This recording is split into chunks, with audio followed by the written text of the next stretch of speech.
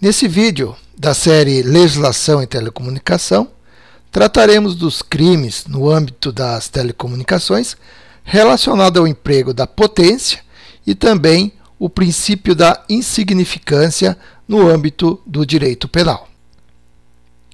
São dois artigos que nos interessa o estudo. Ambos referem-se à transmissão de modo irregular. Lá o Código Brasileiro de Telecomunicações, no seu artigo 70, e também o artigo 183 da Lei Geral de Telecomunicações. Esses artigos já foram abordados em outro vídeo de nossa autoria, que poderá ser acessado aqui no canal. Vamos fazer algumas ponderações para melhor compreensão do assunto a ser desenvolvido. Então, lá o artigo 70 do Código Brasileiro de Telecomunicações diz: constitui crime, punível com a pena de detenção de 1 a 2 anos, aumentada da metade se houver dano a terceiro, a instalação ou utilização de telecomunicações sem observância do disposto nessa lei e nos regulamentos. Por outro lado, o artigo 183 da Lei Geral de Telecomunicações diz: artigo 183. Desenvolver clandestinamente atividades de telecomunicação. Pena, detenção de 2 a 4 anos, aumentada da metade se houver dano a terceiro ou multa de R$10.000.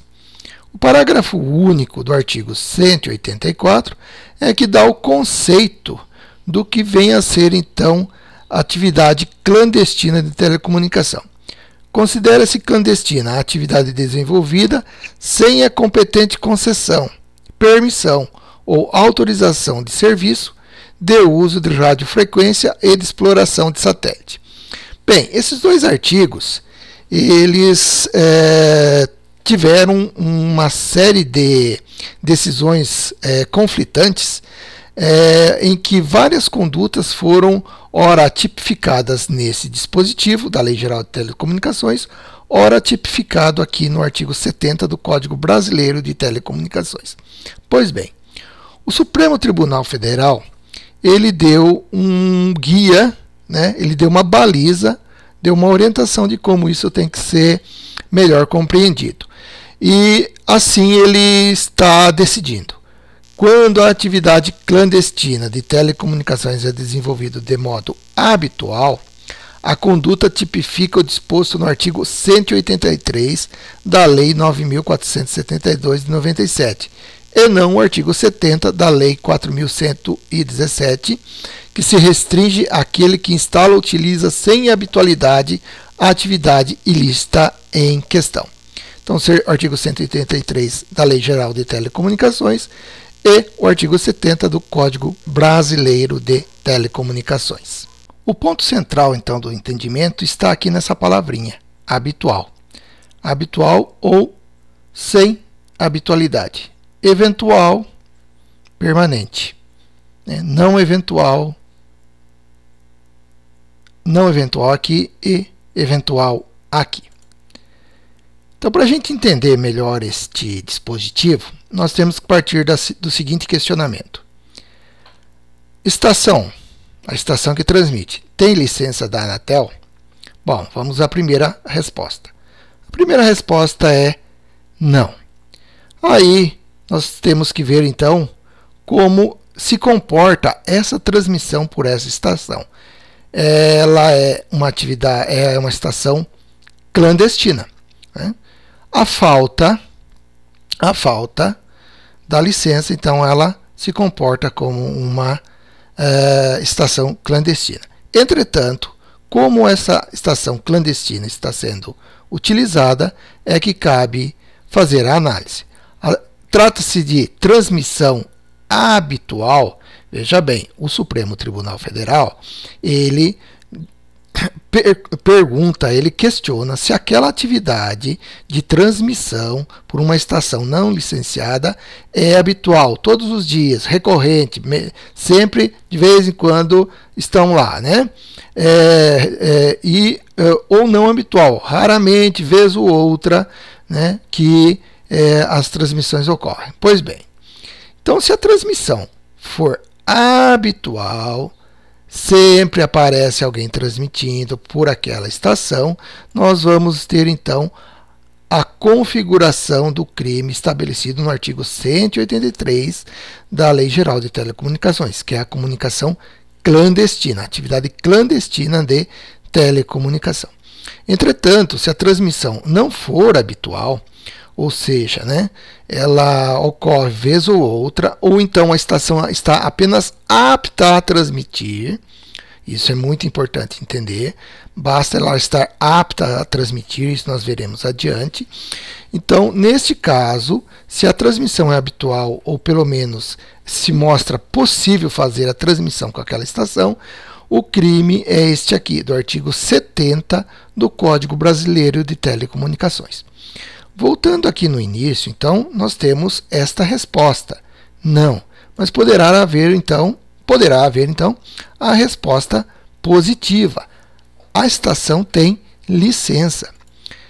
Então, esse uso da licença, ela tem um limite, ela tem regra.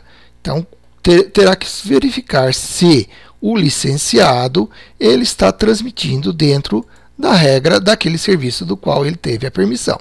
Se ele está fazendo isto, está correto, nós não temos ilícito nenhum, portanto não há crime. E também não haverá outros ilícitos de ordem meramente administrativa.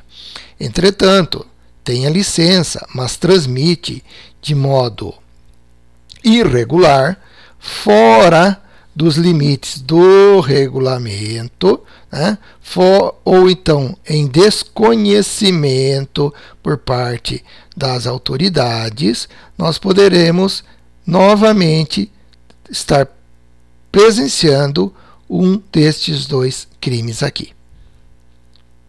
Feito então essas considerações iniciais, vamos analisar a questão da potência empregada nas transmissões, seja neste modo, e a aplicação do princípio da insignificância. Bom,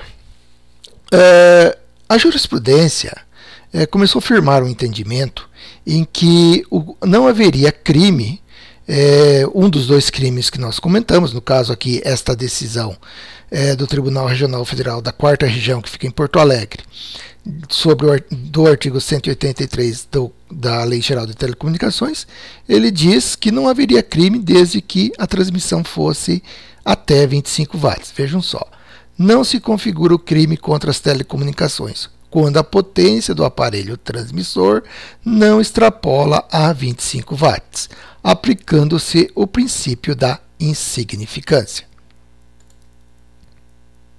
Esse princípio da insignificância também é conhecido por crime de bagatela, ou seja, é aquela situação em que a conduta executada por uma pessoa, ela é exatamente aquela que a lei diz que é uma conduta criminal, é um crime.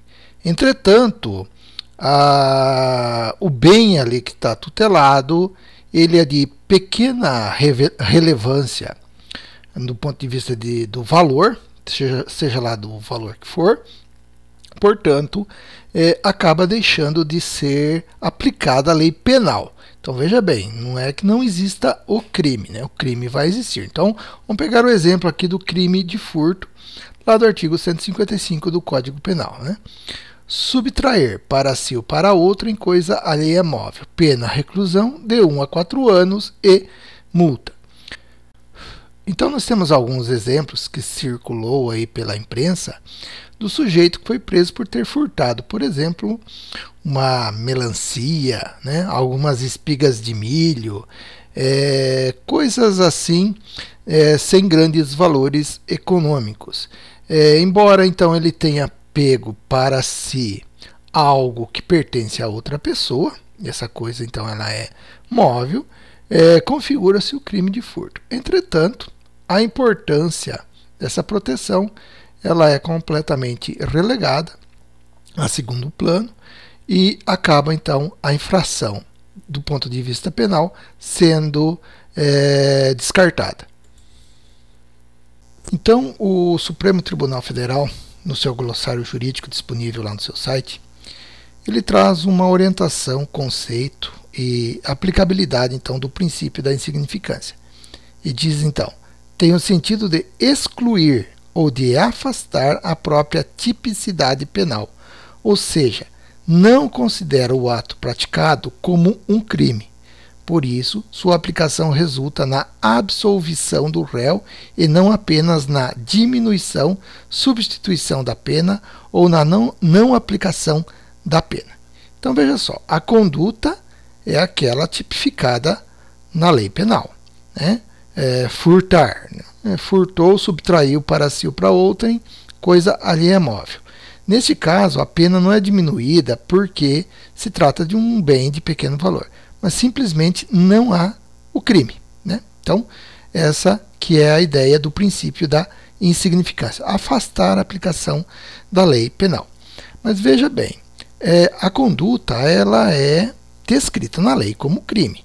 Então, para haver a aplicação deste princípio, algumas regrinhas têm que ser observadas e estes balizamentos aqui é muito importante para o nosso estudo quanto à tipicidade, melhor dizendo, a aplicabilidade daqueles dois artigos quanto ao princípio da insignificância. Então vamos lá. A mínima ofensividade da conduta do agente. O agente ele foi comedido, ele não se utilizou de ameaça, ele não buscou agredir pessoas, não buscou agredir patrimônio de outro. Então, esse é o primeiro ponto que se leva em consideração. B. A nenhuma periculosidade social da ação. Aquela conduta dele, embora tipificada como crime, do ponto de vista social, não tem importância quase nenhuma. Entre furtar uma melancia e entre furtar um automóvel, é evidentemente que o nível de periculosidade é totalmente diversa. Letra C. Reduzidíssimo grau de reprovabilidade do comportamento. Então, uma pessoa que furta para saciar a fome, a reprovação ela é muito menor do que alguém que furta para obter dinheiro em vez de trabalhar e obter seu próprio sustento. E, por fim, a inexpressividade da lesão jurídica provocada, né? Do ponto de vista geral, o baixo valor praticamente não há o interesse em se punir porque o prejuízo é pequeno, né? O custo de se fazer a aplicação da lei penal é muito maior do que o prejuízo experimentado. Então, se tratando de lei penal, essa lei é o máximo, é o instrumento máximo que o Estado tem para que a conduta do cidadão seja conforme todos esperam, né? Aplicando uma pena. Se pode ser feito de outro modo, aí fica no âmbito do direito administrativo, civil e assim por diante. Então, tem que ser coisas com bastante significado, com bastante importância, tem que ter relevo. Algumas coisas sem significado, né, embora seja uma conduta penal, é completamente desprezada do ponto de vista da ocorrência então de um crime. E no âmbito então da transmissão clandestina ou da telecomunicação irregular, há uma discussão quando ocorre ou não o princípio da insignificância. Bom, então vamos entrar mais profundamente dentro do assunto que nós queremos tratar. Vamos ver esse destaque, né? Aqui, quanto ao artigo 70 então, do Código Brasileiro de Telecomunicações, nós já vimos uma decisão anteriormente abordando o artigo 183 da Lei Geral de Telecomunicações, ambas envolvendo a questão da potência. O princípio da insignificância tem aplicabilidade nos casos em que o rádio transceptor apresenta baixa potência de transmissão, ou seja, igual ou inferior a 25 watts, incapaz de produzir lesão significativa ao bem jurídico tutelado pela norma. Então vejam só, existe essa expressãozinha aqui, bem jurídico tutelado pela norma, ou seja, a norma penal tutela alguma coisa. Então, no âmbito do direito penal, esses bens jurídicos tutelados são de uma gama enorme. Entre eles está, então, as telecomunicações. Então, alguns exemplos aqui de bem jurídico ou bem juridicamente tutelado. Vou pegar alguns exemplos mais fáceis aqui. Vida. Então, a vida ela é tutelada como? Pelo crime de homicídio, crime de aborto. Então, portanto, tirar a vida de alguém, quem faz isso responde por crime de homicídio. Aborto também é considerado crime. Então, a vida ela é preservada, ou o Estado tenta preservar a vida das pessoas, imputando a quem ofenda este bem juridicamente tutelado com as penas para os crimes de homicídio, aborto, lesão corporal e por aí em diante. Há também o patrimônio. Então, os bens móveis e imóveis são protegidos pela lei penal. Então, nós temos o caso do furto, do roubo, do estelionato, do esbulho e outros crimes em que o patrimônio alheio é atingido e este ofensor que ofende o patrimônio que não é seu, portanto um patrimônio de terceiro, ele penalmente é responsabilizado. Nós temos também o caso da administração pública, ou seja, o Estado está aí para atender os interesses das pessoas e não para atender o interesse do público e não interesse privado de pessoas. Então, crimes como peculato, corrupção ativa ou passiva são punidos porque o patrimônio social, o patrimônio público é protegido. Então, o patrimônio público é o bem juridicamente tutelado.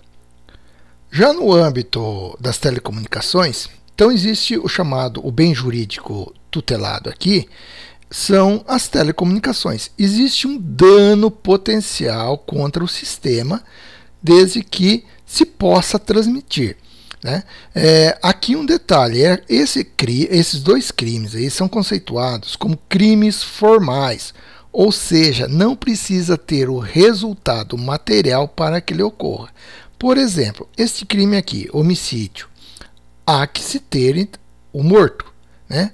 O morto é o objeto material resultante do crime. Aqui não precisa nada disso.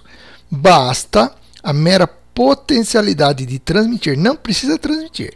Basta a potencialidade de transmitir que o crime já se configura. Lembrando que ambos os artigos, tanto o 70 do Código Brasileiro de Telecomunicações quanto o artigo 183 da Lei Geral de Telecomunicações, ele diz que o crime ele aumenta de pena se houver dano. Então, sem dano já ocorre o crime. Por isso que nós estamos dentro do âmbito do crime formal. Então, a mera potencialidade de um bem juridicamente tutelado, chamado telecomunicações, tanto a jurisprudência brasileira quanto a doutrina diz que é o bem juridicamente tutelado. Então, nós vimos nas decisões anteriores que o ponto de partida é essa potência aqui, 25 watts. Né? Então, o entendimento é qual? Se superior a 25 watts, há crime. Há o crime contra o sistema de telecomunicações, o dano potencial contra esse sistema de telecomunicações. Abaixo, não configura crime. Embora a conduta, então, ela está tipificada na lei penal, ter o transceptor apto a transmitir ou fazer uma transmissão habitual, desde que abaixo de 25 watts não existe crime. Há o contrário, então, se for superior a o crime. Então, o que nós temos encontrado na jurisprudência são decisões que, em qualquer hipótese, acima de 25 watts de transmissão ao crime. Aqui não importa se é RMS, ERP, PEP, né? Se é em AM, SSB, FM. Afinal, a jurisprudência está circunspecta a ter este balizador aqui. Então veja essa decisão também do Tribunal Regional Federal da 4ª Região. O princípio da insignificância tem aplicabilidade nos casos em que o radiotransceptor apresenta baixa potência de transmissão, ou seja, igual ou inferior a 25 watts, incapaz de produzir lesão significativa a bem jurídico tutelado pela norma, Sistema de Telecomunicações. Em caso, o laudo pericial atestou que o aparelho apreendido operava com potência de transmissão de 55 watts, sendo incabível destarte a aplicação do princípio bagatelar. Veja só. Então, acima de 25 watts, está descartada qualquer hipótese de aplicação do princípio da insignificância. Esse é o entendimento da jurisprudência. Tá? Então, acima dessa potência aqui, no caso aqui foi de 55 watts, no caso deste réu, o crime ficou configurado. Então, é um crime contra o sistema de telecomunicações, no caso especificamente que aplicaram contra ele o Código Brasileiro de Telecomunicações, lá o artigo 70, e aí o sujeito, então, ele teve que arcar com as consequências. Observe que acima dos 25 watts, então, a nossa jurisprudência já fixou o entendimento que o risco ao dano, potencialmente, ele existe. E é abaixo, então, dessa potência que o princípio da insignificância ele entra em ação. Então, veja bem, não é somente ser abaixo de 25 watts. Lembrando que aqueles 4 requisitos que o Supremo Tribunal Federal apresenta para que o princípio seja aplicado, ele deve ser observado. Algumas decisões se basearam apenas neste elemento aqui. Acima de 25 watts, crime. Abaixo, princípio da insignificância. Mas não é bem assim. É o caso dessa decisão aqui, extraída desses autos lá do Tribunal Regional Federal, da primeira região, lá do Distrito Federal. A utilização de transmissores, mesmo com potência inferior a 25 watts, é capaz de provocar sérios prejuízos a todo o sistema de comunicações. Não há necessidade de efetivo prejuízo para que se caracterize o referido crime, uma vez que se trata de delito formal, cuja consumação independe de resultado naturalístico. Essa parte final aqui é a história do crime formal, né? Não precisa ter um resultado material. Então veja bem, aqui o ponto central da potência não foi levado em consideração para a ocorrência do crime. Veja, o princípio da insignificância, por esta decisão, foi totalmente relegada. Na regulamentação dos diversos serviços de radiocomunicação, a gente vai se deparar com situações estabelecendo limites de potência na transmissão. Vamos pegar aqui alguns casos mais conhecidos. O caso da Resolução 444 do Serviço do Rádio do Cidadão, o PX, em que ele dá o seguinte balizamento. A potência média da portadora na saída do transmissor fica limitada a 10 watts para operações com telecomando e para emissões em faixa lateral dupla. E no caso de emissões em faixa lateral singela, com portadora suprimida, a potência média na saída do transmissor limita-se a 25 watts. Bom, vemos aqui uma primeira referência aqui, né?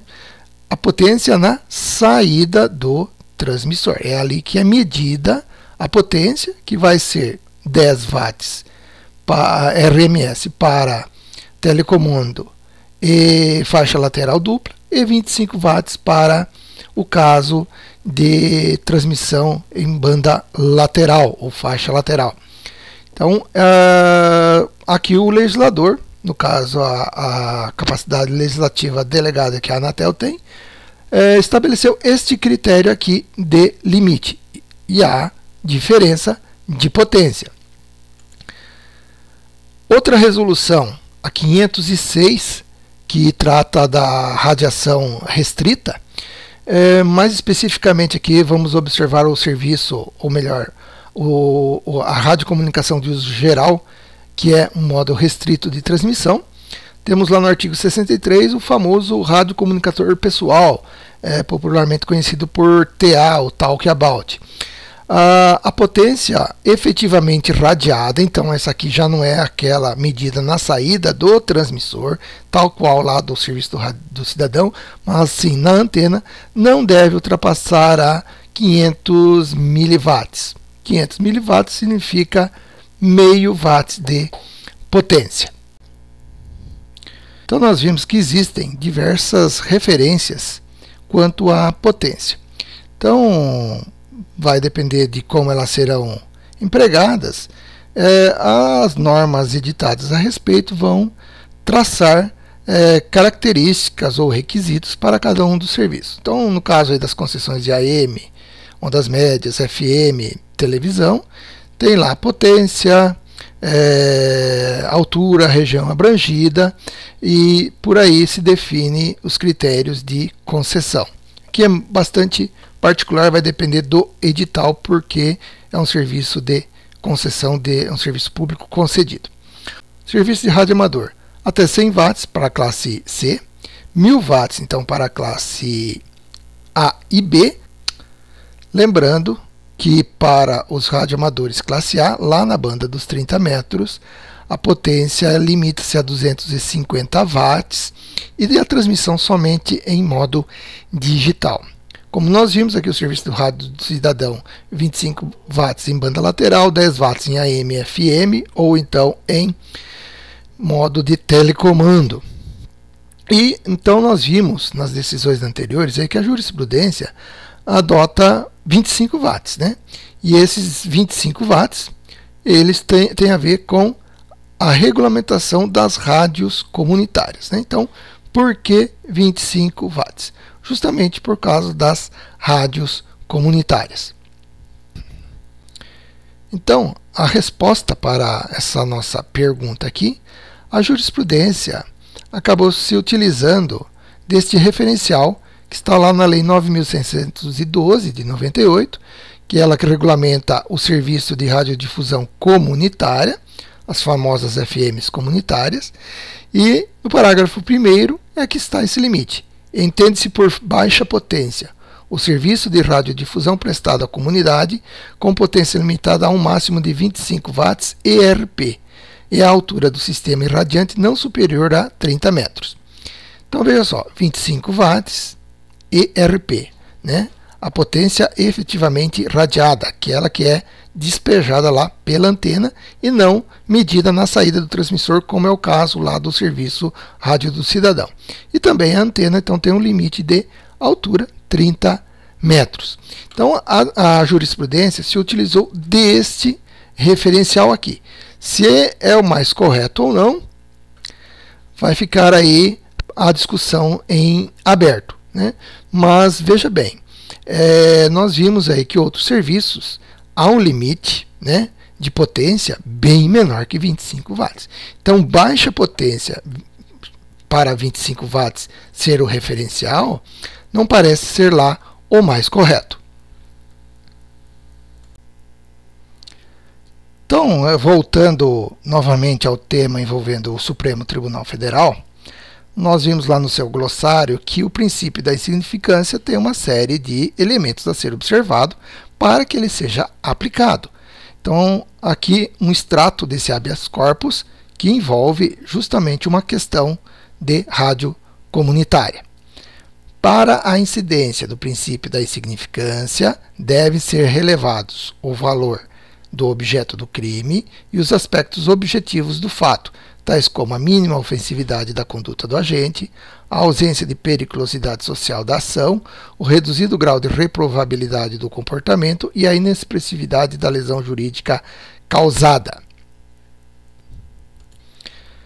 Então nós vamos perceber que não é somente potência que leva-se em conta para a aplicação então do princípio da insignificância. Aqui nós temos um caso até bastante emblemático, porque particularmente eu acho que é algo grotesco o que fazem por aí, mas é a utilização aí de alguns equipamentos bastante simples, acionando um satélite norte-americano que faz comunicação aí com rádios portáteis, né? Aqui no Brasil, não é muito difícil se deparar com gente se utilizando deste serviço aqui. Então houve uma reclamação lá da Embaixada dos Estados Unidos por conta do uso indevido desse satélite por brasileiros, né? E o réu dessa ação penal aqui é um dos que foram flagrados fazendo isso, né? Então, um equipamento simples, um HT, um hand transceiver, um radinho de mão, como queiram, ele aciona um satélite com capacidade de comunicação continental, né? Praticamente aí metade do globo, ou uma boa parte do globo terrestre é coberto por um satélite que é acionado por um rádio de mão, embora seja um eficiente meio de comunicação, fantástico do ponto de vista técnico, mas não é para uso de qualquer um. Então, nesse caso aqui, a potência simplesmente foi relegada para a aplicação do princípio da insignificância. Olhem só. Por se tratar de crime formal, cuja consumação ocorre sem a necessidade do resultado naturalístico, ou seja, o crime se consuma, se concretiza, independentemente de haver alguma desgraça, de alguém ser atingido por ele. O simples funcionamento do equipamento em desconformidade com a autorização causa lesão à segurança. Então, basta funcionar, causou a lesão. Tá? Não precisa ter maiores consequências. Então, causa lesão a quem? A segurança das comunicações, razão pela qual é inaplicável o princípio da insignificância. Se a gente fosse considerar aí que 25 watts e acionando um satélite cuja vida útil lá no espaço é limitado, é algo caríssimo, né?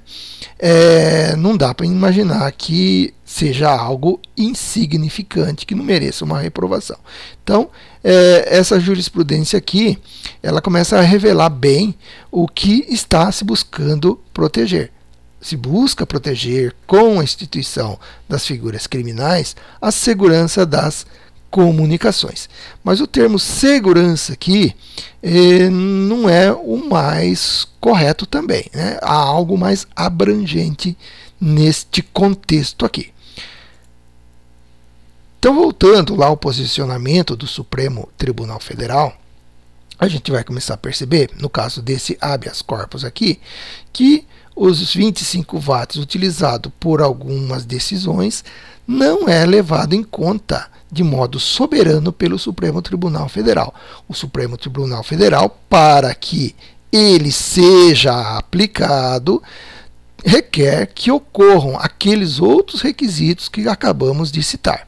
Então, veja só, é incontroverso nesses autos que, embora a potência do transmissor utilizado pelo paciente seja de 25 watts, ou seja, né, o réu da ação penal, ele não transmitia mais com 25 watts, portanto, dentro daquilo que algumas decisões dizem que se trata de aplicação do princípio da insignificância, o potencial lesivo está demonstrado. Então, pouco importa a potência transmitida, porque a lesividade é quem? As telecomunicações, está demonstrado, porque ele tem a capacidade de transmitir. Se houver um dano mais efetivo, o crime ele se torna qualificado, conforme a redação tanto do artigo 70 do Código Brasileiro de Telecomunicações, quanto o artigo 183 da Lei Geral de Telecomunicações.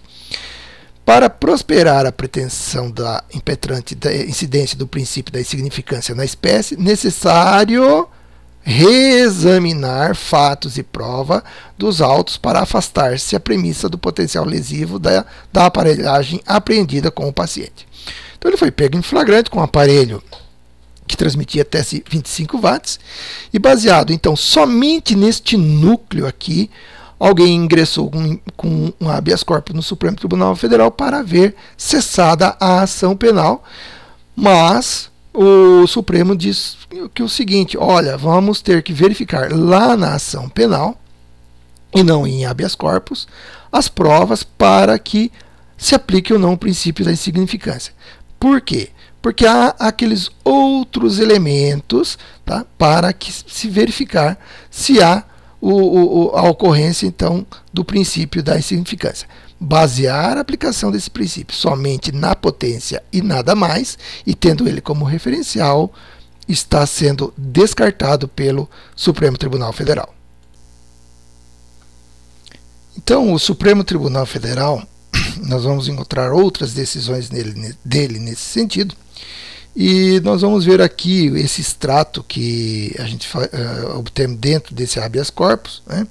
E a gente vai verificar aqui que a perícia, então aqui nós já estamos dentro da prova, daquele reexame de provas que o outro acórdão mencionava, e nós vamos ver então que a potência é de 25 watts, mas que a coisa é mais séria do que apenas a potência. Então vejamos. Perícia realizada no equipamento utilizado pela referida emissora clandestina, transmissor de radiodifusão sonora de frequência modulada JWSAT, modelo STR-25, número de série TF25966, potência nominal 25 watts. Além de um gerador de estéreo, apreendido em cumprimento ao mandado de busca e apreensão número 113/2006, sobrou certificado ser o transmissor examinado uma possível fonte de interferência sobre os serviços de radiodifusão sonora em FM, de radiodifusão de sons e imagens, canal 8 VHF e canais 26, 41 e 56 UHF, serviço de rádio amador e radionavegação aeronáutica, bem como assim serviço telefônico fixo comutado, móvel privativo, móvel especializado, além de outros. Bom, então esse transmissor aqui, apreendido e periciado, esta marca e este modelo, realmente estava vazando radiofrequência por tudo quanto é lado aqui, né? Parecia um barril furado, né? Então o equipamento ele tinha 25 watts, mas ele emitia tanta radiação espuras em outras frequências que foi atingir o canal 8 lá da televisão em VHF, os canais de UHF de televisão, então foram encontrados lá essas interferências. Radionavegação aeronáutica, olha o perigo que está aqui, né? Por exemplo, atingir o canal de chamada de emergência lá da banda aérea, né? Interferência nesse canal, o perigo que representa um equipamento nesse sentido. Só lembrando um detalhe, né? Quando a gente fala em radionavegação aérea ou aeronáutica, 25 watts tem um alcance efetivamente muito longo, porque a aeronave está num plano em que não há qualquer obstáculo para a propagação das ondas. A propagação é antena a antena, não tem nenhum obstáculo terrestre para que a onda se propague. Então, a propagação em baixa potência mesmo muito abaixo de 25 watts, vai atingir aeronaves em grandes distâncias. Então, um transmissor nessa situação, aqui, num caso concreto, então o Supremo ele verificou dentro desse contexto, dessa bagunça toda aqui que esse transmissor causava, né, que não tem como aplicar o princípio da insignificância neste caso aqui. Então o inverso também é possível, né? Um transmissor calibradinho, né, e com qualquer possibilidade de causar esses danos, o princípio da insignificância poderá ser aplicado. O contrário, né, mesmo baixa potência, mas fazendo todo esse carnaval de confusão aqui nos outros serviços, não tem como dar essa colher de chá.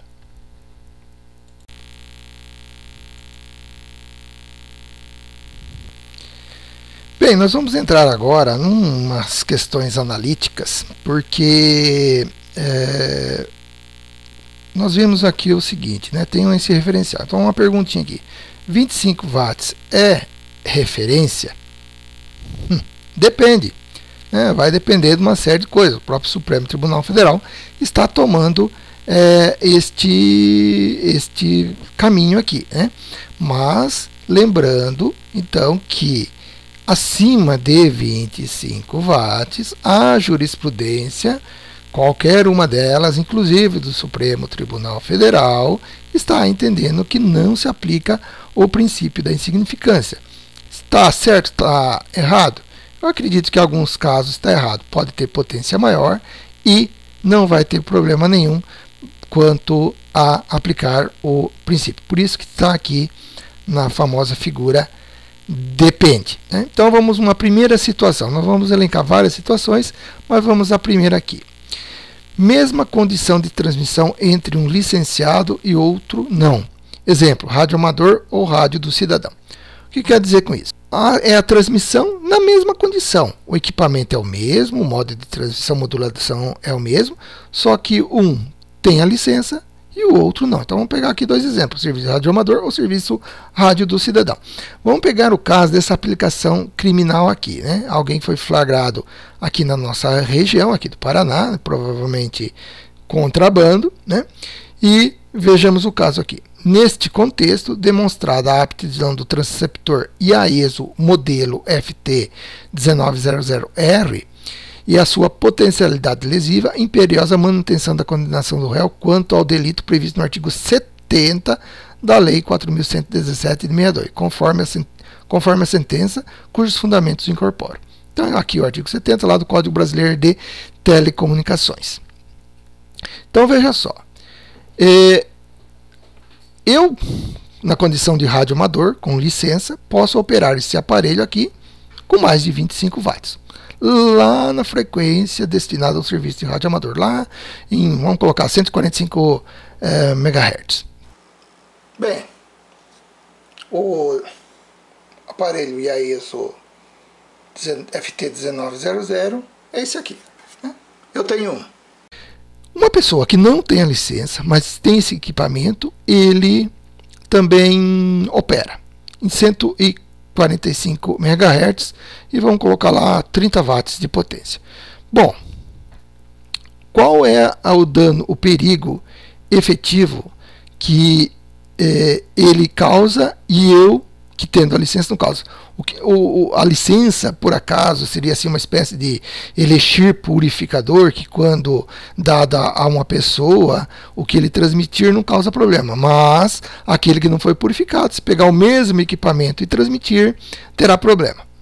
Bom, alguns vão dizer, e aí tem uma certa razão, que ele diz o seguinte: olha, se alguém pegar um equipamento desse aqui, transmitir lá em 145 MHz, está interferindo o serviço de rádio amador. Correto. Mas uma pessoa que pega justamente a minha estação e transmite, né, comete o ilícito, mesmo em potência maior? Aparentemente não, né, porque o dano não existe, né? O dano em si não vai se apresentar. A potencialidade do dano, como a jurisprudência faz referência, não está presente. Simplesmente não está presente, porque eu, licenciado, não causo dano, o outro não licenciado causaria. O que muda de um para o outro, né? Então, o único possível dano para justificar o princípio, a aplicação limite dos 25 watts para o princípio da insignificância, seria o próprio serviço rádio amador, ou a vítima, vamos dizer assim. Então, 25 watts não é lá bem referência por conta dessa situação aqui. Mas olhem só, é o mesmo processo que nós acabamos de ver ali do FT1900. No caso aqui desse cidadão, ele foi flagrado com aquele equipamento transmitindo em 55 watts. Muito bem. Eu, rádio amador, posso transmitir em 55 watts. Mas aonde? Lá na banda de rádio amador. Então, se ele pegar lá dentro da banda de rádio amador, transmitir com 55 watts, o equipamento que só deixa de ser lícito e ilícito tendo ou não tendo uma licença, não parece que seja o referencial correto para a aplicação do princípio da insignificância. Porque o dano à telecomunicação aqui está pouquíssimo presente, tá? Lembrem-se, o crime, a conduta criminal sempre vai existir. A questão que nós estamos abordando é se aplica o princípio da insignificância ou não. Então, se ele transmitir com watts ou 55 watts, a conduta delituosa está descrita. A questão é se é significante ou insignificante. Mas o nosso amigo, além de estar abusando na potência, então fora do que a jurisprudência está adotando como referência, ainda transmitiu nesta frequência aqui, ó, 167 MHz. Né? Então, quem que pode transmitir nessa frequência aqui. Somente quem é licenciado lá para o serviço que a resolução 568 da Anatel fala, né? Se alguém quiser saber qual é a aplicação de cada frequência, basta entrar numa consulta que a Anatel oferece neste link aqui. A gente vai verificar, está bem pequenininho, mas é o serviço limitado especializado. Que serviço é esse? Bombeiros, polícia, né? Empresa de energia elétrica, empresa de água e assim por diante. Então, 55 watts nessa frequência, ou então alguns watts também nessa frequência, o perigo, as telecomunicações, ele existem. Veja só. Então esse pequeníssimo equipamento aqui, ele está aqui, ó, na potência baixa. Então ele vai transmitir em 1 watts. No caso aqui, está acionando uma repetidora aqui da nossa cidade, do grupo de rádio amadores de Toledo, e este sinalzinho sonoro que você escuta é o rádio que transmite lá da repetidora. Estou transmitindo aqui a cerca de 300 metros em linha reta ou nem isso. Então veja o tamanho do equipamento, 1 watts de potência. Ele consegue acionar essa repetidora aqui. Uma repetidora do Corpo de Bombeiros aqui da nossa cidade está basicamente ou praticamente no mesmo local. Então, se eu configurasse esse equipamento com esta potência aqui, 1 watts, eu acionaria também a repetidora do Corpo de Bombeiros. Então, a potência, novamente, a potência não é elemento suficiente para afastar o risco, né, nas telecomunicações, baseado nesse referencial. Porque um equipamentozinho tão simplesinho como esse poderá causar grandes dores de cabeça.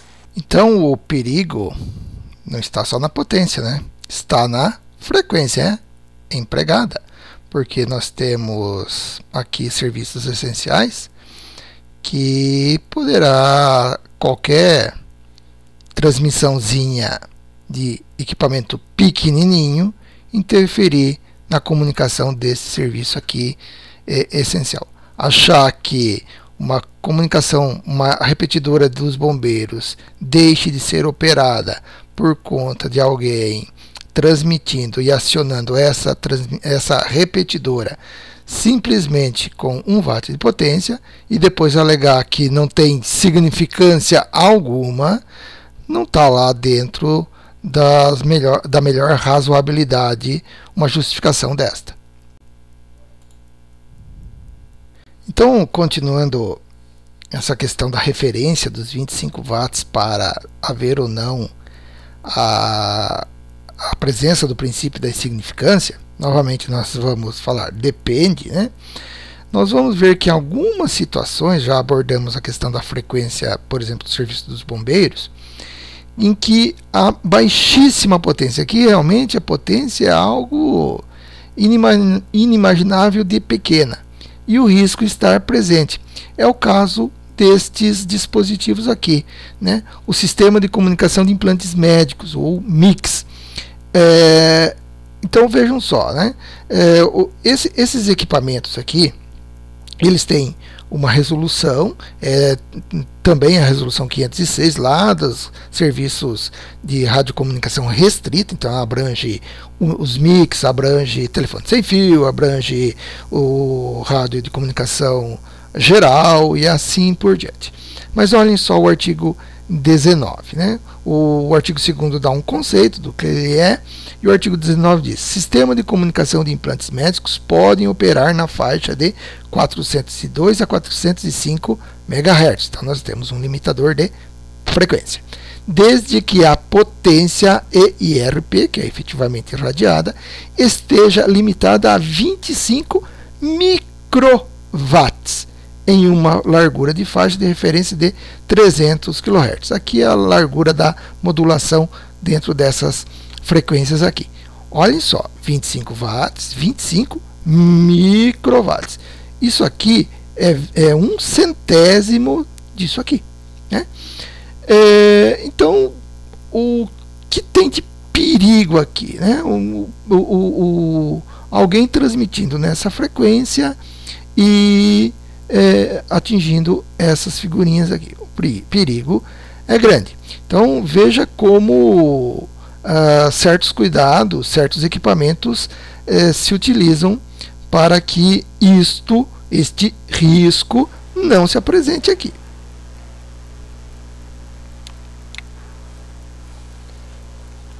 Então veja que esse equipamento ele dá erro de transmissão nessa frequência.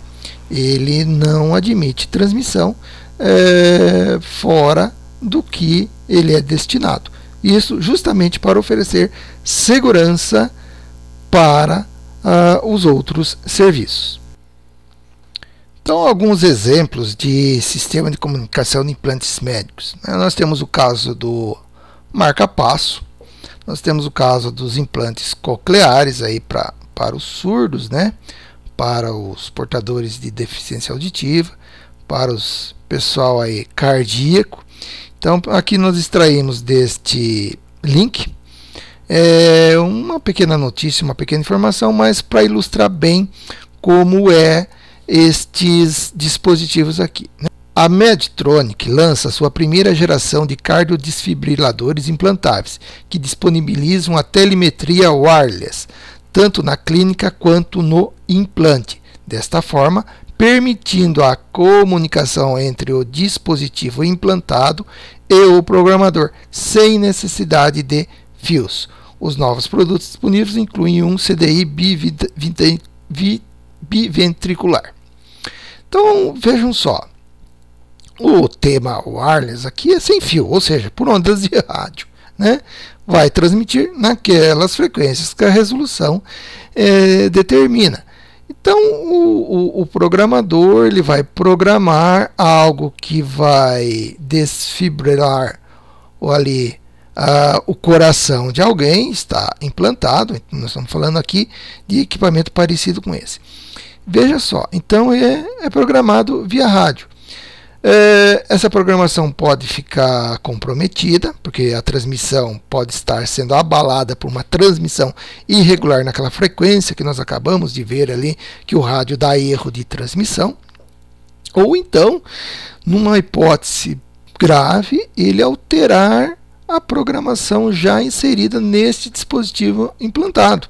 O que pode acontecer? Não sei, né? Desconheço como é o funcionamento preciso desses equipamentos, mas a gente tem uma ideia de que isso demanda segurança. Isso é algo que tem vidas dependendo dela, né? E dizer então, né, que uma vida não corre risco aí porque a transmissão é abaixo de 25 watts e esse equipamento aí ele é sensível a meros 25 microwatts, né?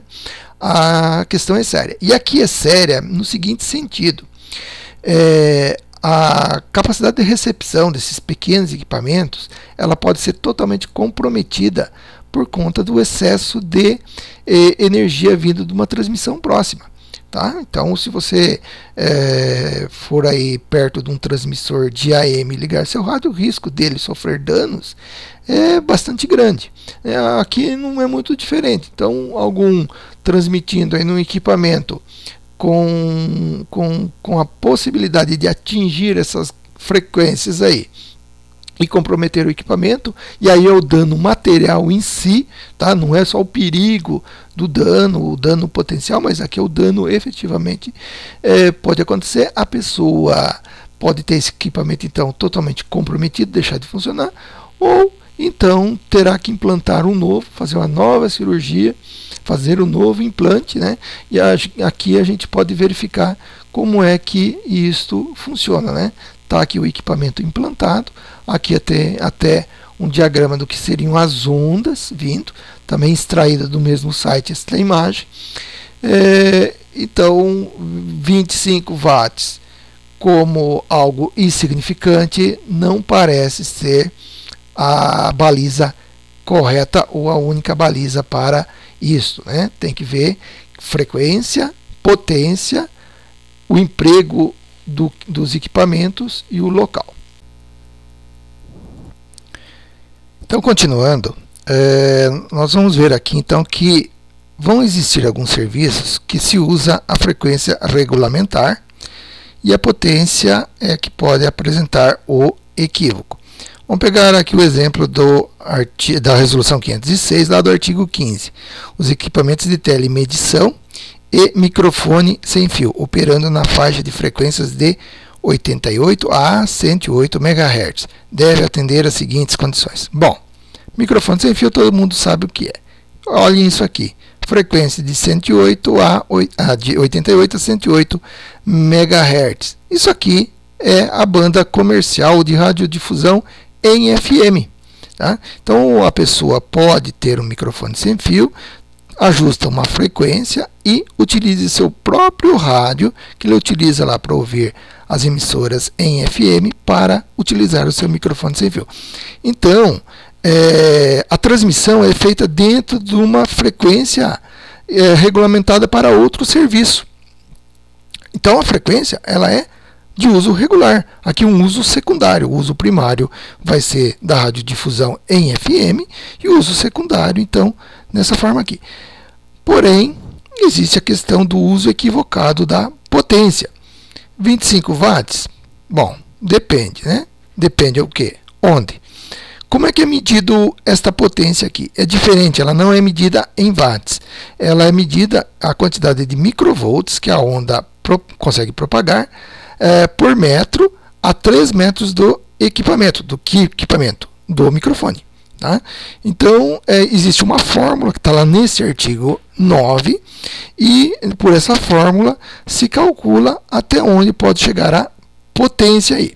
Então, dependendo do local, 20 watts, 30 watts, é óbvio que o microfone sem fio nessa potência aqui não existe, porque eu praticamente teria que ter uma bateria de carro acoplado nele para poder desenvolver essa quantidade de força, mas perfeitamente pode ultrapassar aí, chegar ao campo de 1 ou 2 watts, lógico que a bateria não vai durar nada, mas perigo não vai existir, né? Muito dificilmente um microfone sem fio vai interferir numa emissora regular aí. Então, aqui a potência efetivamente pouco tem a ver, mas olha só a frequência. Então a frequência está regular e nós não vamos ter nenhum problema aí. Baixa potência e baixa frequência, não há o crime. Então é completamente insignificante, tá? Não importa a frequência utilizada. Mas olha só, nós podemos ter uma outra situação em que a potência ela é regulamentar, mas a frequência é equivocada.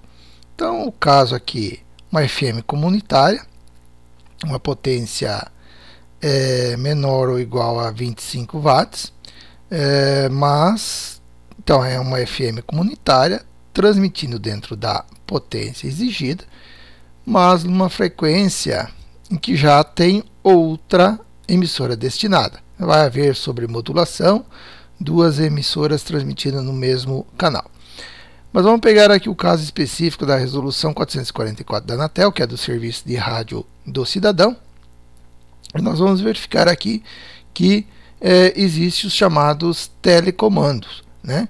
Esse telecomando ele tem a finalidade de acionar ou não equipamentos e ele transmite em onda contínua, né? Então vamos lá, os transmissores para telecomando devem operar com modulação em amplitude utilizando tons de telegrafia por onda contínua, devendo a máxima largura da faixa ocupada não exceder a 8 kHz. Bom, Aí o artigo 9 da mesma resolução fala então que os telecomandos devem transmitir no máximo em 10 watts, né, e, portanto, em faixa lateral dupla, ou seja, em amplitude. Então, nós não vamos ter transmissão de telecomando em banda lateral. Mas olhem isso aqui, né? Tons de telegrafia, CW, né? Onda contínua. Tom de telegrafia é isso aqui. Tom de telegrafia não é a mesma coisa que telegrafia, é o som, né, que é transmitido, e não o código Morse que se faz por telegrafia. Então, a variação do tom de telegrafia é que vai dar o comando por esse sistema aqui. Então, o que tem a ver a história aqui? Nós vamos ver nesse exemplo aqui a utilização de um canal de telecomando onde que tem pessoas transmitindo voz.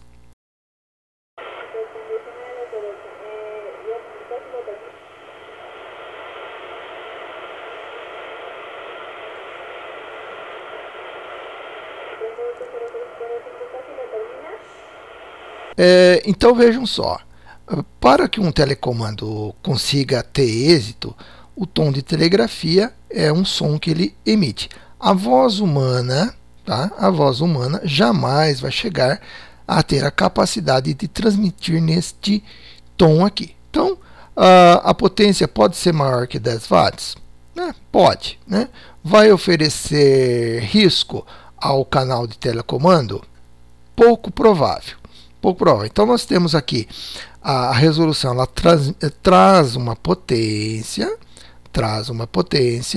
acima dela, vamos colocar acima inclusive dos 25 watts, transmitindo em fonia, em voz humana, jamais chegará a transmitir em tons de telegrafia. Então, mesmo havendo a modulação no mesmo canal, no canal equivocado, que não deve se transmitir voz, o telecomando vai conseguir executar a sua tarefa. Mas há um detalhezinho aí. Quem conhece o serviço rádio do cidadão sabe da figurinha do Roger Bip, né? Ele faz um sonzinho como esse aqui. Então, isso é um tom de telegrafia. Já imaginou ali com 5 watts, 2 watts, ou mesmo 10 watts, um bip desse ligar e desligar um equipamento em telecomando, né? A potência regulamentar está dentro lá do limite, né? 10 watts, vão ficar aqui em 10 watts, mas a frequência é equivocada. Transmitiu o que? O modo de modulação em onda contínua que tem no bip, tá? E ele pode ativar e desativar um telecomando. Então, vai apresentar um risco potencial.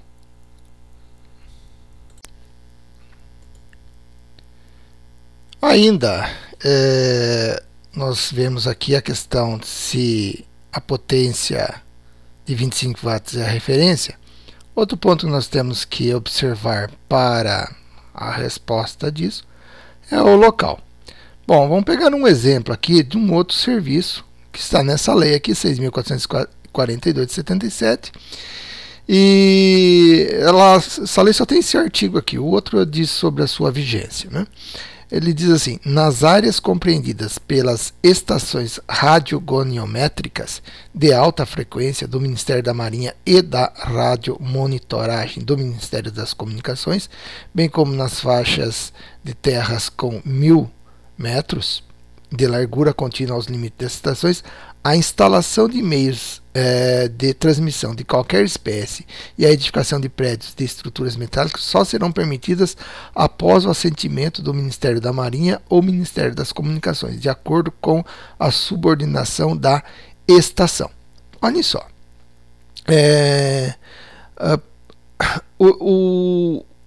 Essas estações aqui, tá? Elas, a mais conhecida de todas são os NDBs, ou os rádios faróis não direcionais, e pouco importa aqui qualquer espécie de serviço de comunicação, qualquer meio de transmissão, incluindo as estruturas metálicas, para instalar ali por perto, 1.000 metros, né, nas faixas de terras de 1.000 metros, tem que ter o consentimento destas autoridades aqui. Significa que, sem potência nenhuma, há o risco de interferir nesta estação aqui. Então, zero de potência. Consegue haver interferência. Por conta de quê? De estruturas metálicas, né? Há algumas estruturas metálicas, elas interferem no fenômeno eletromagnético aí da propagação das ondas. Então, o local, dependendo, não precisa ter potência nenhuma, e há locais em que pode-se exagerar essa potência que o risco não vai existir. Então, imagine um microfone sem fio, ou então até um pequeno transmissor de FM lá no lugar ermo, lá num sítio com baixa altura, a propagação não poderá oferecer risco, mesmo com a potência maior. Então, o local também interfere e muito nesse contexto aqui. Então, vejam um exemplo aqui em que o Supremo Tribunal Federal, nós já vimos que ele não leva em conta somente a questão da potência aplicada para fins de aplicação do princípio da insignificância. Então, extraindo desse habeas corpus aqui, 2 pontos aqui da ementa, diz o seguinte: rádio comunitária que era operada no quilômetro 180 da BR-230, é a rodovia transamazônica, comunidade de Santo Antônio do Matupi, município de Manicoré, Amazônia, distante aproximadamente 332 quilômetros de Manaus, o que demonstra ser remota a possibilidade de que pudesse causar algum prejuízo para outros meios de comunicação. 4. Segundo a decisão que rejeitou a denúncia, o transmissor utilizado pela emissora operava com potência de 20 watts e o funcionamento de tal transmissor não tinha aptidão para causar problemas ou interferências prejudiciais em serviços de emergência. Então, nós vimos antes que tinha um transmissor lá que ele interferia em um monte de serviço. Dão até a marca e o modelo dele, né? Então, alguém não compre aquilo por gentileza. Esse transmissor aqui não tinha essa capacidade de causar prejuízo. Portanto, aparentemente, a perícia concluiu que se tratava de um aparelho de boa qualidade ou bem calibrado e transmitia dentro somente conseguia gerar radiofrequência dentro da FM comunitária e 20 watts. Mas olhe o local, né? Quando a gente fala transamazônica, a gente já pensa em local isolado, né? É uma comunidade que pertence a um município. Equipamento de boa qualidade num local ermo. O que poderia interferir? Nada, né? Pouca gente. Vamos aqui, nós localizamos, essa é a localidade, Santo Antônio do Matupi, né? E num zoom mais amplo, né, nós vemos aqui que é um lugarzinho realmente perdido lá no meio da mata. Né? Que risco tem um transmissorzinho de 20 watts? Né? Até 25 watts, 30 watts, né, 40 watts. Nada. Nada. Aqui não tem ninguém aqui utilizando outros sistemas de telecomunicação. O máximo que pode ter é alguns aviões passando aqui por cima, mas o equipamento, pela perícia, ele estava perfeito, nem ali chegava. Então, a potência também é secundária, embora seja 20 watts, mas a gente pode concluir que uma potência maior aqui, por conta do local, também não oferece perigo. Um pequeno adendo aqui quanto ao laudo pericial, porque nós vimos que tem que ser atestada a potência do transmissor para a verificação então da possível existência do princípio da insignificância. Então, nesse contexto, a potência é muito importante ser medida, ser periciado o equipamento e também se ele está muito anômalo, transmitindo de forma totalmente incorreta, com a possibilidade então de causar dano. E a necessidade da prova pericial ela é presente, sob pena então de nulidade aí da pena ou a nulidade da ação penal. Bem, nós, de tudo que a gente falou aqui, passo agora a fazer algumas ponderações e trazer algumas conclusões sobre o que está presente envolvendo esse assunto de potência e o princípio da insignificância. O primeiro diz respeito ao referencial. Bom, como vimos, as decisões, todas as decisões, elas tomam como pressuposto 25 watts. Então, tudo que envolver potência superior a 25 watts, pela jurisprudência, posição atual da jurisprudência, não se aplica o princípio da insignificância. Tenho lá minhas ressalvas quanto a isso, já veremos um pouco mais adiante. Seguindo, o marco referencial então da potência em 25 watts, ele não é absoluto, ou seja, não ultrapassou, não aplica o princípio da insignificância, e se for abaixo, aplica-se. Então, ele não é o critério único e exclusivo para se buscar a aplicação então, desse princípio aqui. Nós vimos que o Supremo Tribunal Federal estabelece uma série de outras condicionantes. Dos exemplos que nós trouxemos antes, então a gente tomando por base aqui os 25 watts, vão haver potências bem superior a 25 watts que não apresenta risco algum. Então vamos pegar o caso, só para fixar, das emissoras de ondas médias em AM, né? Uma potência aí de 30 watts, 50 watts, não vai pôr em risco um sistema de comunicação como esse aí.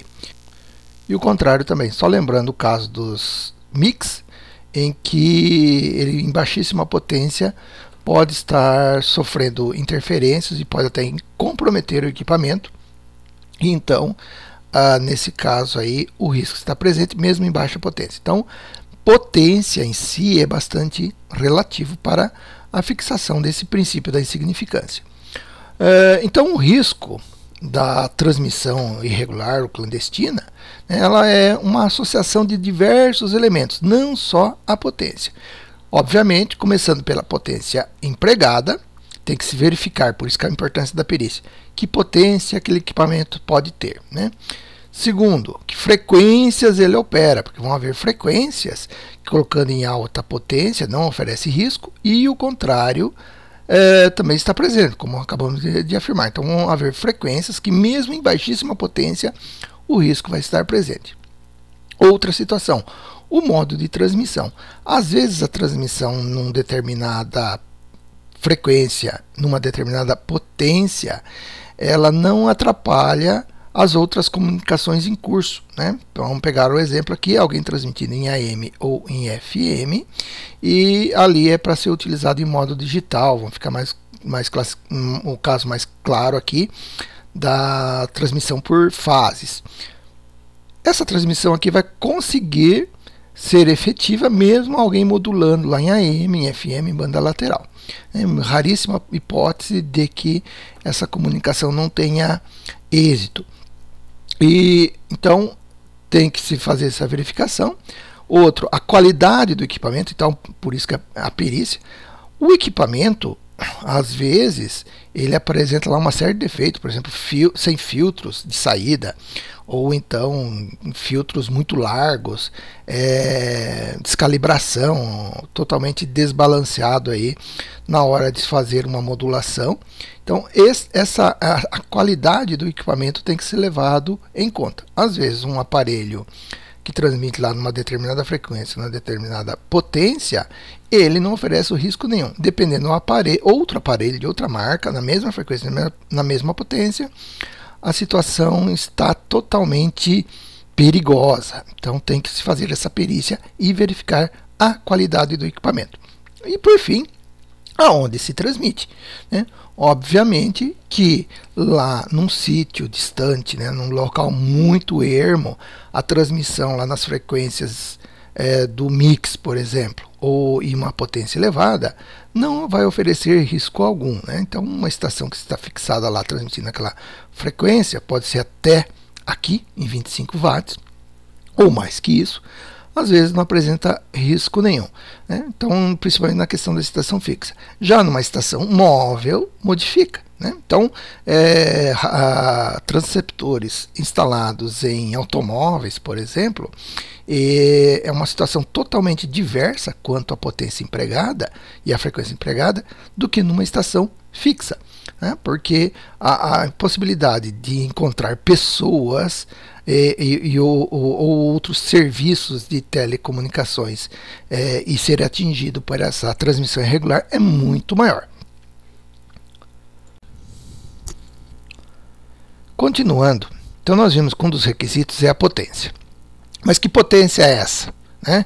RMS, PEP, ERP e as outras formas de medição, né? Aqui quase sempre para faixa banda lateral dupla, aqui banda lateral singela, a potência que sai lá na antena, qual que é a medida?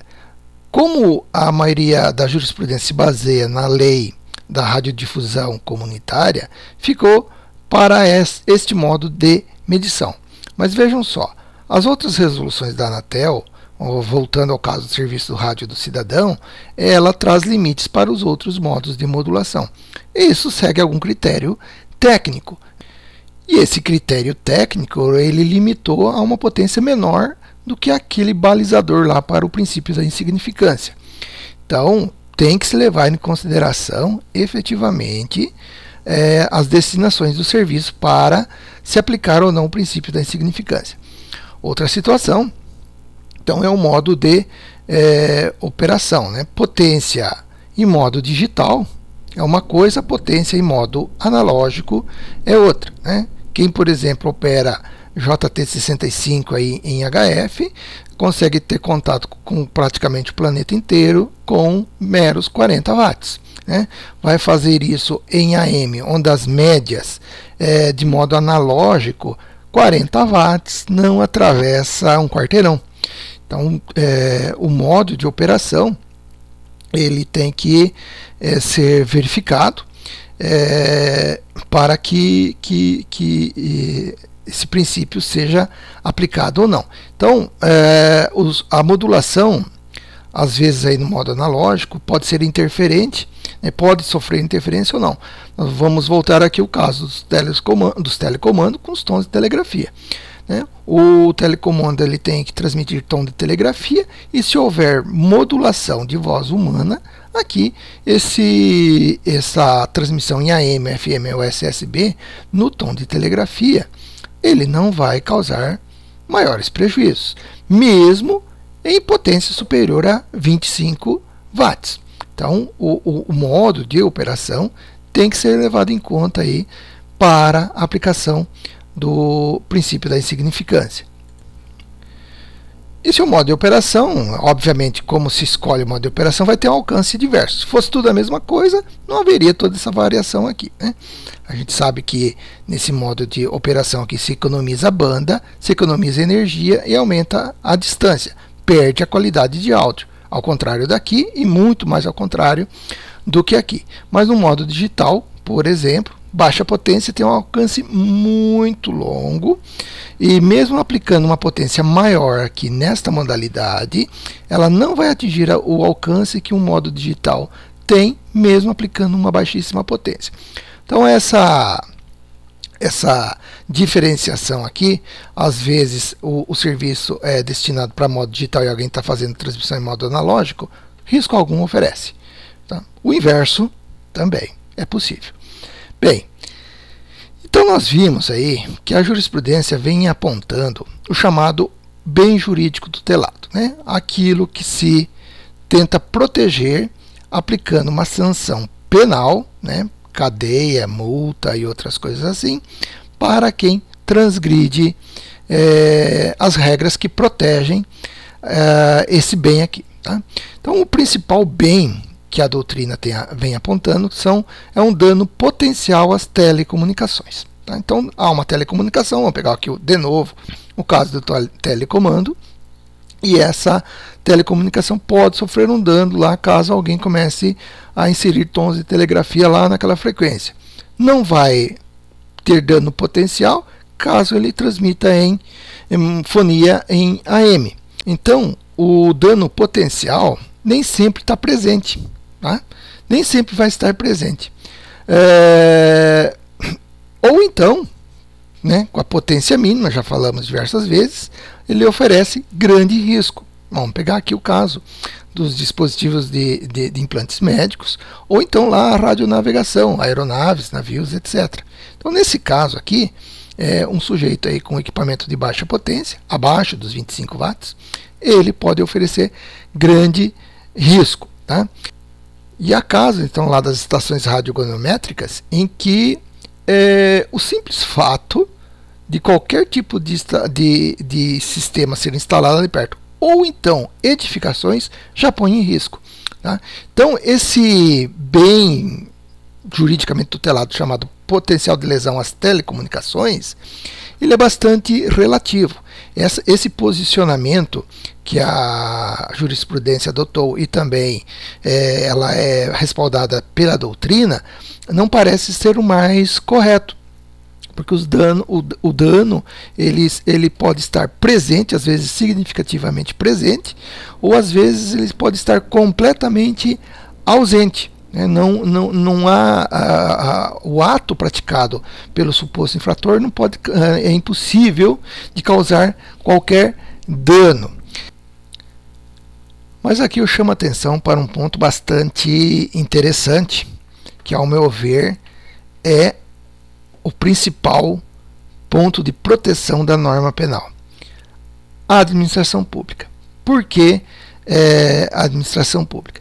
Ora, o bem jurídico tutelado, embora a doutrina e a jurisprudência fiquem falando de um dano potencial, de um dano, possível dano, portanto crime formal, nós temos que lembrar que o espectro de frequência é um patrimônio, embora imaterial, né, limitado. Simplesmente a gente não pode escolher lá uma frequência e sair transmitindo lá porque acha que não tem problema nenhum. Tem problema sim, tanto é que ele tem alguém que administra, e o poder público ele administra uma série, um número elevado de fatos que tem a ver com o nosso dia a dia. As telecomunicações estão aí no meio. Então, nós estamos falando do poder público em administração pública. Então, a Lei 9.472, olha o que ela diz lá no artigo 157. O espectro de radiofrequências é um recurso limitado, constituindo-se em bem público administrado pela agência. Bom, é algo que tem limite, né?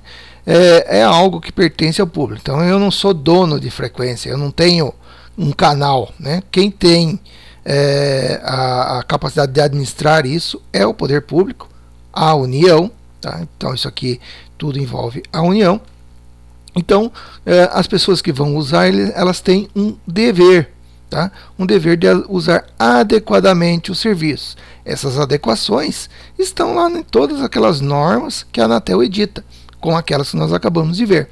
Então, por isso que a vítima aqui, tá, é a administração pública. Então, o bem juridicamente tutelado não é só o potencial dano às telecomunicações, mas sim a efetividade dos atos administrativos. Se certas pessoas violam, não cumprem com o seu dever e nada lhe acontece em termos de punição, e punição severa, porque quando nós estamos falando de crime, a elevação à categoria de proteção penal é o último recurso que o Estado tem para que aquela conduta seja cumprida pelo cidadão, o seu dever seja cumprido. Então, aplicação de meras multas administrativas, recolhimentos de equipamento e sem maiores consequências, esse sujeito não paga a multa, uns tempos depois ele compra o equipamento de novo e volta a fazer novamente o ato violador da administração pública. Então, o bem juridicamente tutelado, ele vai além daquele potencial dano. Então, os tipos penais que nós vimos lá, tanto no artigo 70 da Lei Geral do Código Brasileiro de Telecomunicações, quanto o artigo 183 da Lei Geral de Telecomunicações, ela, na verdade, ao meu ver, tem vários bens juridicamente tutelados. Começando, e o principal deles é a administração pública, a efetividade da administração do espectro de radiofrequência, porque ali não pode ser terra de ninguém. Tá? Então, a partir do momento que a Fazenda Pública não consiga fazer a sua administração, ela está sendo a vítima. Né? Ela está sendo a vítima aí. Outro bem juridicamente tutelado, então, é o uso racional do espectro de radiofrequência pelo cidadão.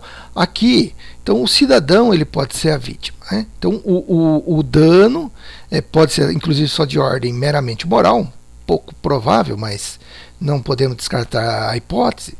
Né? O uso racional é um bem que tem que ser juridicamente tutelado. A partir do momento que esse uso racional não é feito, não importa a potência, pode ter alguém vitimado aqui, tá? E mesmo que a administração pública esteja de algum modo autorizando aquela transmissão, a radiofrequência, quando indevidamente utilizada, ou seja, sem aquele dever do uso racional, poderá estar violando esse patrimônio, esse bem juridicamente que tem essa tutela. E por fim, o que já foi amplamente demonstrado, que é o dano coletivo. Né? Não podemos descartar a hipótese do dano no serviço de telecomunicações, porque ele efetivamente existe. Né? Só relembrando o caso lá dos dispositivos de implantes médicos. Né? Então, quem são as vítimas aqui? Primeiro, o Estado, né? Através da administração pública, por isso crimes contra a administração pública, tá? A coletividade, porque joga todo mundo aí numa situação vulnerável. Vamos pegar alguns casos mais específicos da radionavegação e das telecomunicações. Então imagina um estado de calamidade, situação de emergência, com uma telecomunicação sendo bagunçada aí por alguém que não respeita as regras de administração. Né?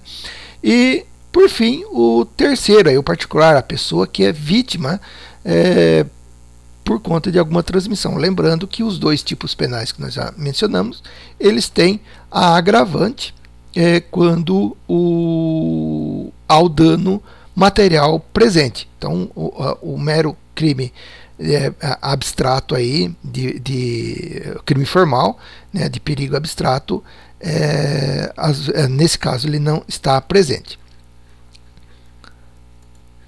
Então, se a vítima aqui é o Estado, né, e há prova que o sujeito não está respeitando os regulamentos que a administração pública apresenta, o crime não é formal, não, ele é crime material, né, violou a administração pública. Bem, aí fica a critério dos penalistas desenvolver os fundamentos teóricos para isso aqui, mas me parece bastante evidente que a mera classificação de dano potencial não é suficiente para que o bem juridicamente tutelado esteja completamente protegido, né? Porque a administração pública ela não se torna efetiva, e a administração pública é o principal elemento interessado na efetividade da execução dos serviços. Bem, enquanto se discute se é ou não é crime também contra a administração pública, ou a administração pública é o bem juridicamente tutelado, nós vamos continuar com aquilo que já existe aí na seara da jurisprudência, quanto à aplicação então do princípio da insignificância envolvendo a figura da potência. Então, há algumas considerações aí de tudo que nós vimos. Né? A primeira, a potência deve ser observada então no caso concreto e em conjunto com o local. Frequência, modulação e qualidade dos equipamentos. Né? Então, isso aqui tem que ser conjuntamente analisado e não isoladamente. Então, somente potência mais ou menos que 25 watts, não é caso de aplicação do princípio da insignificância. Então, esse referencial numérico aqui, ele pode ser menor. Bom, e vão existir então algumas situações que teriam que ser tomado como novas balizas. Por quê? A jurisprudência que está presente, e esse aqui é o caso, acho que já consolidado, que os 25 watts em relação às FMs comunitárias é algo consumado, né? Se for superior a 25 watts, a radiocomunicação, a radiodifusão comunitária, ela é completamente ilegal e não se trata então de aplicação do princípio da insignificância. Abaixo disso, tudo bem. Ocorre que nós vimos que nos outros serviços, o referencial numérico muda, né? Então, vamos pegar o caso então das radiação restrita, que a resolução 506 regulamenta. Existem pequeníssimas potências lá, voltando no caso aqui dos MICs, dos telefones sem fio, do microfone sem fio, controles remotos aí de carro, de portão e coisa nesse sentido. Ora, ali tem uma frequência, né? Ali tem uma potência balizada por essa resolução. Então, aplicar esse critério dos 25 watts, né, quando nós estamos dentro dessas aplicações, parece totalmente descabida, né? O referencial de potência aqui tem que ser a legislação, de um modo geral, tá, que trata daquelas frequências, potência e a destinação do serviço. Tem que olhar de modo pormenorizado nesse aspecto. Alguns casos um pouquinho mais específico, nós vamos pegar aqui algo bastante comum, né? Pessoas acham que é bacana, eu vou lá e compro um PX, eu compro um transceptor de rádio amador, né? Ou eu pego um equipamento aí descartado aí por uma companhia que usava radiocomunicação e saio transmitindo. Não é o caso, né? O serviço rádio do cidadão, nós vimos que ele tem duas potências regulamentadas, 10 watts lá em AM e FM, 25 watts em banda lateral. Então, o que se ultrapassa esses limites aqui, não dá para aplicar o princípio da insignificância. Por quê? O legislador entende que isso aqui tem alguma razão técnica para isso, tá? Então, tem significância. Tem um significado, tem uma importância. E não dá importância só para afastar a questão penal, não parece ser a melhor interpretação. Mesma coisa aqui do serviço de rádio amador, né? Vamos pegar o caso específico lá das bandas de VHF e UHF. Acima de 1 watts, a gente viu no caso aí que 1 watts aciona uma repetidora. No caso dessa repetidora que eu demonstrei aqui, o alcance dela é praticamente metade do oeste do Paraná. Com 1 watts se consegue fazer uma transmissão dessa magnitude. Então, 25 watts e 1 watts não faz diferença nenhuma para que se configura ou não a insignificância. Então, efetivamente, acima de 1 watts não se aplica o princípio da insignificância para este modo de operação aqui, nas bandas altas, que de VHF e UHF. A mesma coisa a banda de HF 6 metros, né? Aplicar mesmo o princípio lá do serviço do cidadão. Por quê? Porque esse serviço aqui trabalha na faixa dos 11 metros, HF, portanto. Tá? Se aqui tem esses limites, aqui também. Tá? Então, quem não for licenciado e não está apto a essas transmissões, transmitiu nessa circunstância, não dá para dizer que não tem significado. Por quê? Porque o legislador, novamente, trouxe um limite, esse limite tem importância e não pode ser considerado insignificante, né? O serviço limitado privado, embora a potência aqui ela é de acordo com a necessidade, mas é medido na intensidade do sinal, então 60 decibéis aí por metro. Então a resolução ela traz uma fórmula de quando se aplica, mas fica ali na casa de mais ou menos 50 watts. Então o serviço limitado privado ele fica muito próximo aqui ao VHF, o HF, quando se tratar dessas bandas, ou então do HF aqui em cima. tá? Existe serviço limitado privado, lá, por exemplo, em 6.900 kHz, por ali, são destinações de serviço limitado privado. Então, essas são algumas ponderações que é muito importante aí a pessoa que vai tentar entrar nesse mundo sem se atentar às regras, tá? E depois, quando é surpreendido aí pela fiscalização pela polícia, e tentar aplicar esse princípio da insignificância. Não dá, tá? Aqui é coisa séria, né? Radioamadorismo é um hobby, mas é algo sério, né? Serviço de rádio do cidadão, mesma coisa, o cidadão tem que ser respeitado.